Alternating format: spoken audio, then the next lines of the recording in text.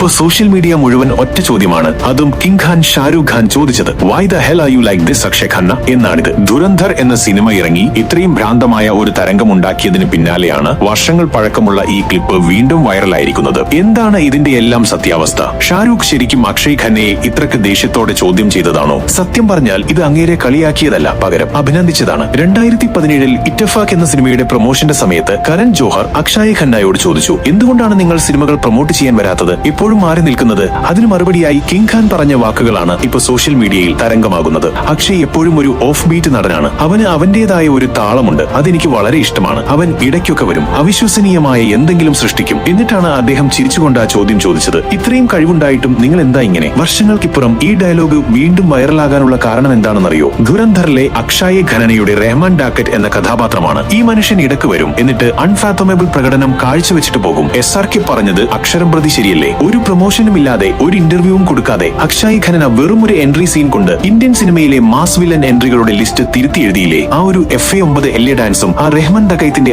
ഔറായും. ഇത്രയും of beat ആയ ഒരു നടന്റെ അഭിനയത്തെയാണ് കിങ് ഖാൻ അന്ന് പുകഴ്ത്തിയത്. ഇതാണ് അക്ഷയ് ഖന്ന. ഇത്രയും ടാലന്റ് ഉള്ള ആക്ടർ എന്തിനാണ് ഇത്രയും ഗ്യാപ്പ് എടുക്കുന്നത് എന്ന് ചോദിക്കാനാണ് SRK അന്ന് പറഞ്ഞത്. Why the hell are you like this? നിങ്ങൾ ദുരന്ധർ കണ്ടിട്ട് അക്ഷയ് ഖന്നയുടെ പെർഫോമൻസ് ഇഷ്ടമായോ? എങ്കിൽ ഇപ്പോഴേ കമന്റ് ചെയ്യുക.